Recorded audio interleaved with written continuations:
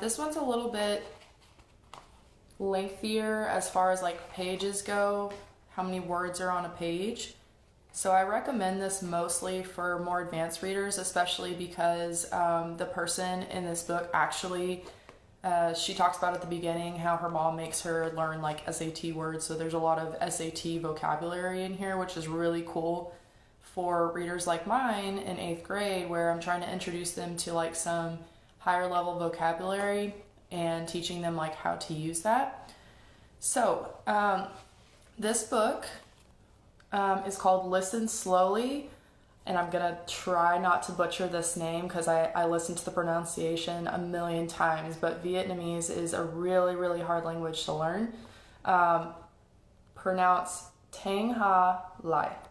Okay, so Listen Slowly actually is a New York Times bestseller. It's also a Newbery Honor Book, and I was so shocked. I went to her social media, and this was written in 2017, and she has like 300 followers, like not very many at all. So I highly recommend that you go spam her account and like her account and follow her account, because she has a lot of stuff to say in this, and I love the way this book is written. You actually might know another one of her books. It's called Inside Out and Back Again. That's like her most popular book, I think, because I didn't hear about this book until I was searching for books of diversity, and everybody was like recommending this one and her other one, Inside Out and Back Again. This one is not written the same way. This one is hilarious. The girl who's the main character, she's so funny. Like literally every single page I was laughing because she's got that like typical middle school like hilariousness and like sassiness that I like, which is why I teach 8th grade. So I really like the way this book is written. Her other one, Inside Out and Back Again, is more like written kind of like a poetry style. So if you like poetry, you might like that book. And same author as last time that I talked about in my last video recommending a book, also recommended this book. Her name's Jacqueline Woodson, which is the author who wrote Brown Girl Dreaming, and she also has said lots of awesome stuff about this book as well. So that's initially what made me want to use this book, as well as the fact that she wrote Inside Out and Back Again, because I have that one already in my classroom library and I really liked it. Here's the description from the book. 12-year-old May can't wait to take a break from being perfect, but all straight A's have gotten her is an unwanted trip to a foreign country she's never been to, over 8,000 miles from home. May's parents are making her spend her vacation in Vietnam so she can learn more about her roots and help her grandmother discover what happened to her grandfather during the Vietnam War. May barely knows the language, the culture, or the customs, and she's desperately counting down the days until she can go back home. In this sharply funny and poignant story, May will realize that the home is not found on the map, but is instead made up of the people that she calls family. And everybody who recommended this, the major thing that they all had in common was that the book is hilarious and that it's really important in showing, like this is written in modern day basically. So it's showing how important it is for young kids to stay to their roots. And this is an idea that she actually repeats over and over again in the book. She talks about since she's a teenager, she kind of says it like sarcastically, but I'm assuming by the end, when I finish reading this book, that she'll end up coming to the realization that her roots are important. But she repeats throughout the book kind of sarcastically, like, Mom and Dad said that this is a way for me to get back to my roots and all that stuff. So I love it so far. Basically what I've gotten so far, you have this map at the beginning of the book, which is awesome because it actually shows you, there's like major points along the way in the book, and she actually puts a dot and an arrow to the side showing you like where those took place, which is all throughout Vietnam. It's actually interesting for our kids to see too, because they've probably heard of countries like Cambodia and China and Thailand, and all of those are kind of closely situated on the map. So it's something that you could actually use to teach them a little bit about geography in that area and things that are going on in present day in those areas. But also, Vietnam obviously didn't happen that long ago, so it's really important for them to learn more about, because I feel like at least when I grew up, I didn't learn a whole lot about Vietnam and the history there until I actually had one of my favorite teachers of all time actually had us do a nonfiction thing where we had to study like a nonfiction book, a biography, and I picked one of a boy who was living in Vietnam at the time of the fall of Saigon, and he actually was like recounting his own story of how he got out. So that's really important for people to learn that like people have gone through these like crazy situations and that we were a refuge for a lot of those people. All right, so I'm going to read you guys the first chapter because it actually is a little bit more full this time. So one chapter will be good.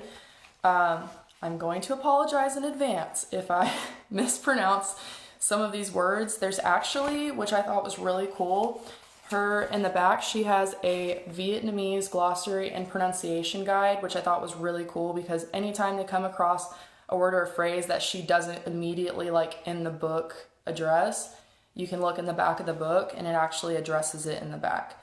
And then after I read the first chapter, then I will also read you the author's note because I think that's important as well, to kind of bring home why this book is important for our students or just anybody in general to read about. So chapter 1 of Listen Slowly. I whip my head towards the airplane window as soon as Dad scoots into my row. There's nothing to see except clouds and more clouds, but anything is better than looking at his fakey sorry to do this to you face. Dad is waiting for me to turn toward him. Yeah, right. One little glance would encourage another diatribe about connecting with my roots. They're his roots, not mine. I'm a Laguna beach girl who can paddleboard one-legged and live on fish tacos and mango smoothies. My parents should be thanking the Buddha for a daughter like me. A no lip gloss, no short shorts, 12-year-old rocking a 4.0 GPA and an SAT-ish vocab, who is team leader in track, science, and chess. I should at least be able to spend my summer resting my brain at the beach. Instead, I get shoved on this pre-dawn flight. My parents slapped me with the news just last night when I was floaty and happy, because 6th grade was finally over. I was thinking summer vacation, sunsets, bonfires, but no. With buggy eyes and stretchy smiles, they cooed out the news that I get to escort Ba, Dad's mom, back to Vietnam for a whole 6 weeks. Ba needs you, Dad said when I complained. Dad goes to Vietnam every summer already, but he'll be too busy hiking toward the most remote mountain to set up a one-man surgical clinic to fix cleft palates and acute burns. I hinted that perhaps he could skip this year, but Dr. Do-Gooder shriveled me with facts. Apparently, the kids with hand burns suffer excruciating pain and can't extend their fingers because the skin is shrunk. The ones with holes in the roofs of their mouths live with food and water gushing out their noses.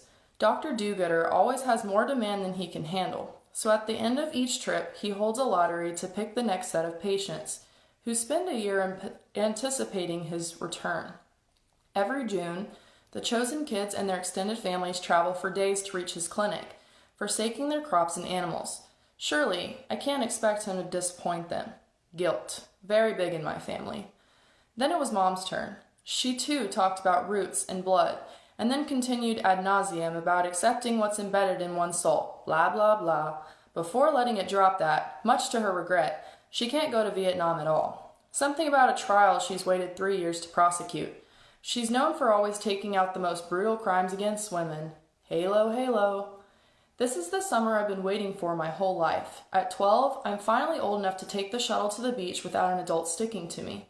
My best friend Montana and I already got our hair highlighted and bought some new swimming suits. I tried really hard to counter-argue with Mom that I must stay in Laguna. I too must see a project through. But how can I go up against Orange County's golden prosecutor? It didn't help that I had to be vague because I'd die before confessing that there's this boy. I can't even think about him or I'll explode with anxiety. I noticed him as soon as he went on and on about this poem in class. And after that, my stomach flipped like a dryer every time he was around.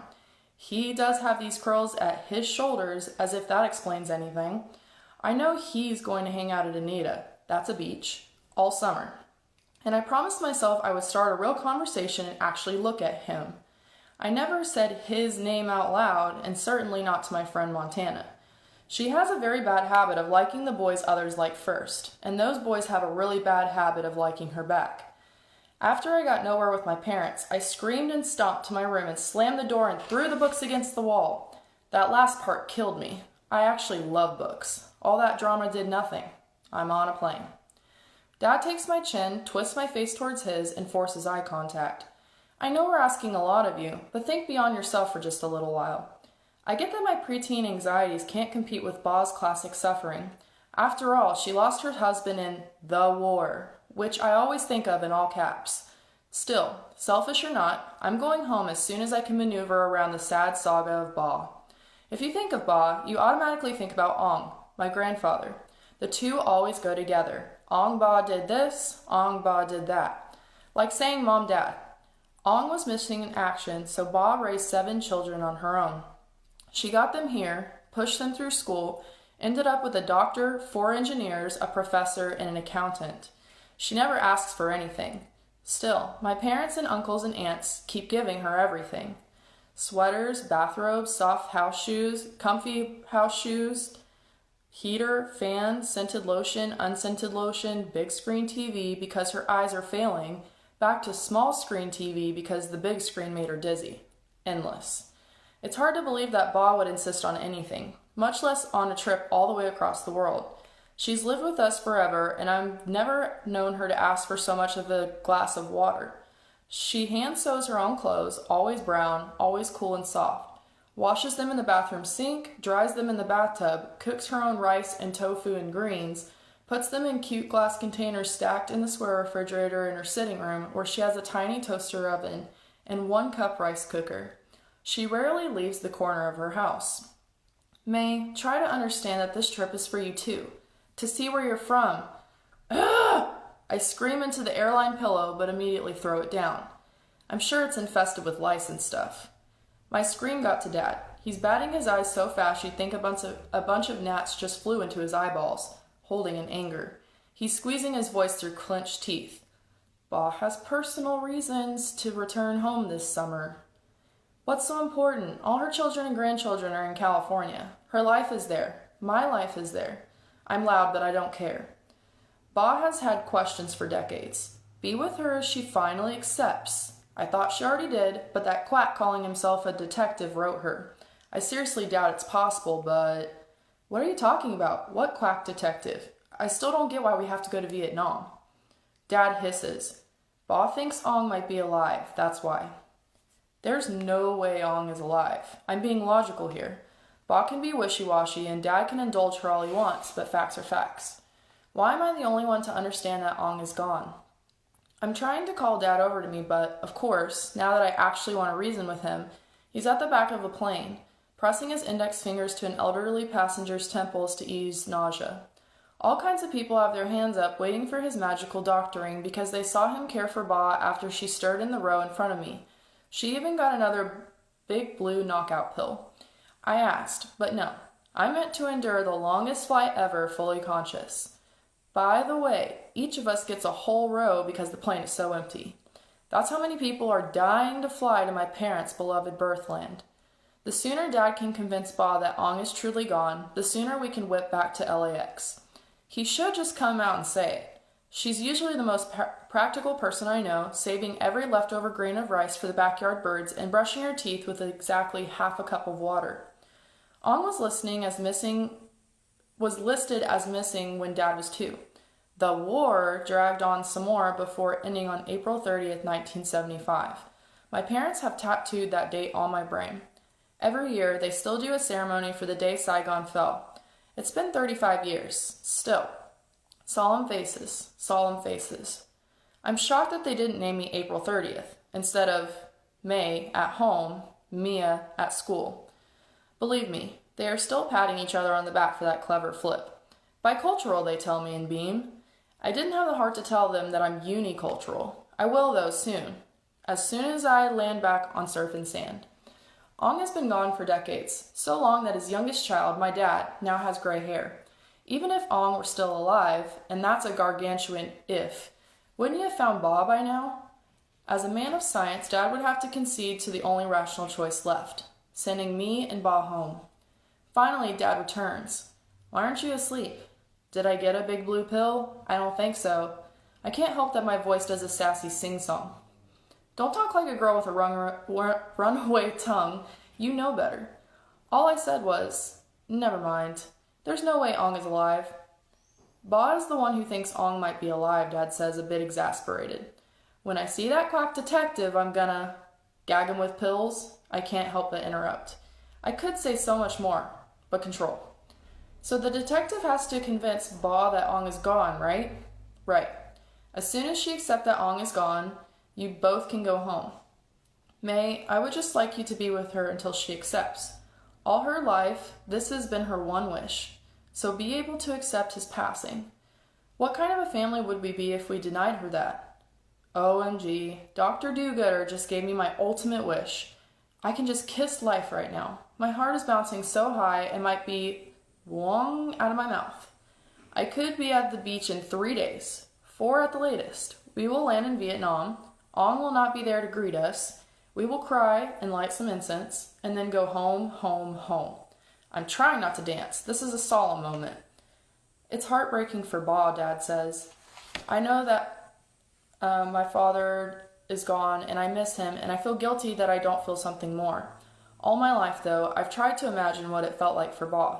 They had been promised to each other since he was 7 and she was 5. I've always thought the whole thing was so weird. Was that even legal? What if they grew up and didn't really like each other? Not those two. Their parents must have predicted how they'd be. Just then, the rims around his eyes turned pink.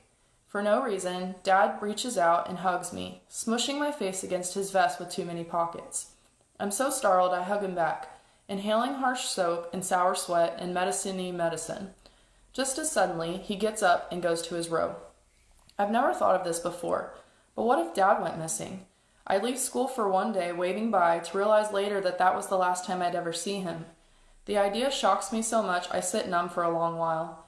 I think I would miss him to the point where my insides would disintegrate and leave a charred hole. Alright, so that's the end of chapter 1, and I think it really, sets it up, and, I already knew that I was going to like this main character, because, yes, she has an attitude, and she's sassy, but she's also really hilarious, and I think, she doesn't like to show that she has her heart on her sleeve, but she really does. When it comes down to her family, she definitely shows that she really, really cares about her family. She's just sort of trying to embrace the fact that her family's roots are her roots as well, and they've had an impact on her life, and that she should be grateful for the life that she has. So I'm interested to see how this book is going to end, because by the time I'm chapter 4, and they're hiring this detective to see if they can find some clues as to what happened to her Ong, which is her grandfather. And they don't know very much at the moment. So I'm interested to see if by the end of the book, do they either find out some information about what happened to him and he's not alive, or is he actually alive and just never found a way to get back to them and didn't know that they moved to the United States?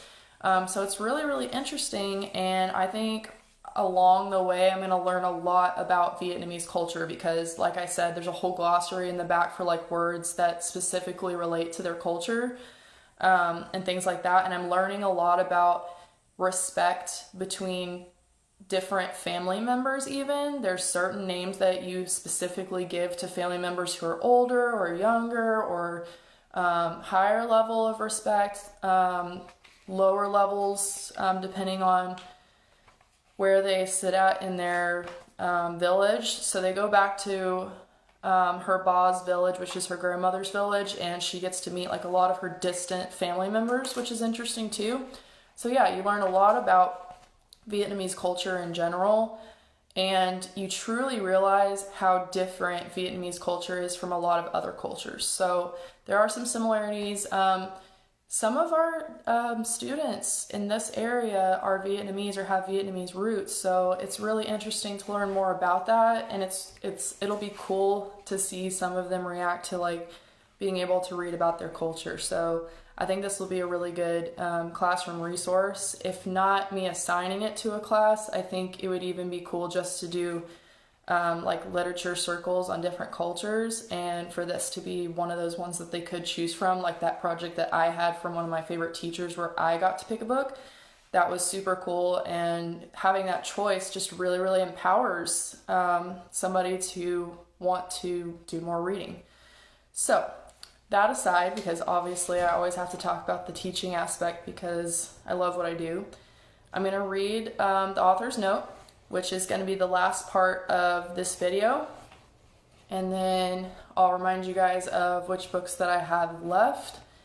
My piles are becoming really impressive. I've read, I think my pile right now for this year alone is 15 books so far, and it's only halfway through the year. So quarantine has done its number on me for being able to read a lot more books, which is awesome.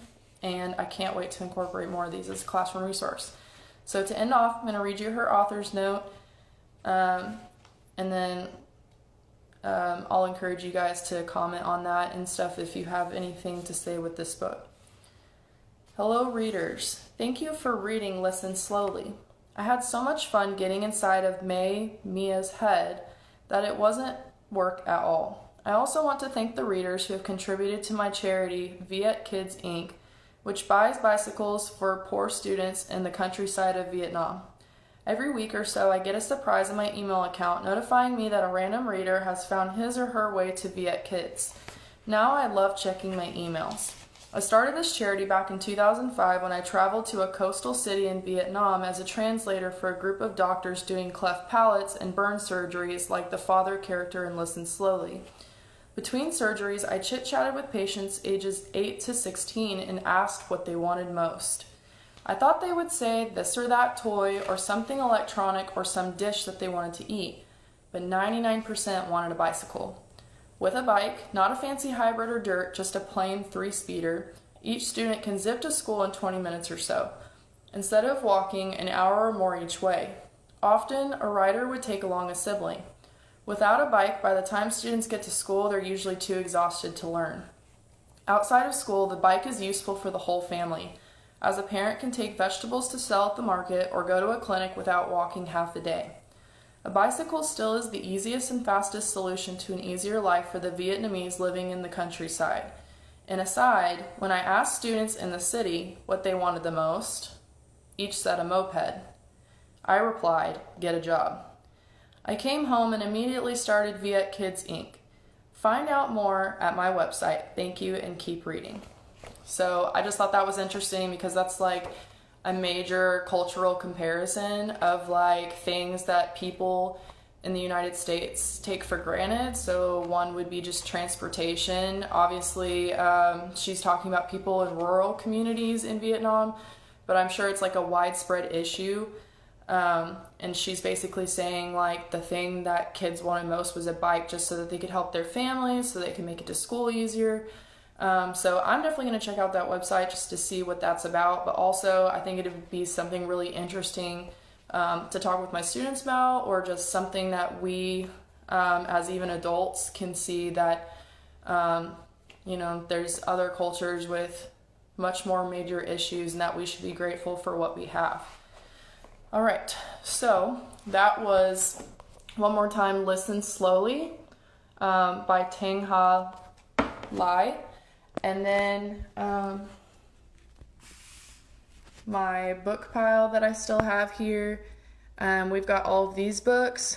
Most likely, and I already told you guys last time that I'm going to save these two for the end because these are more like fantasy books, and I still want to get through some of these other like books of diversity that are really important to our culture.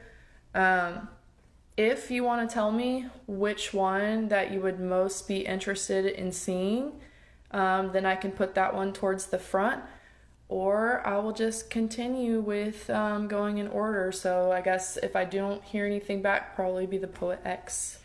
Thank you guys for watching these. If you have been watching these, I really, really appreciate the support. But also, I'm not just doing this like, for my classroom, but I want to do this so that other people can get resources as well for their own classrooms. So if there was a book that I taught that, or gave you a preview of that you really, really liked, Please let me know which ones that you really liked, and then please feel free to share this because I want to spread it to as many people as possible that can use this as a resource, because what we're trying to do right now is be more inclusive, diversify our libraries, keep ourselves informed on cultures that we don't know a lot about, because fear is the one thing, being afraid of something that we don't understand is the one thing that can be the difference, So thank you for encouraging this if you've been watching this, and I will see you guys next week. Bye.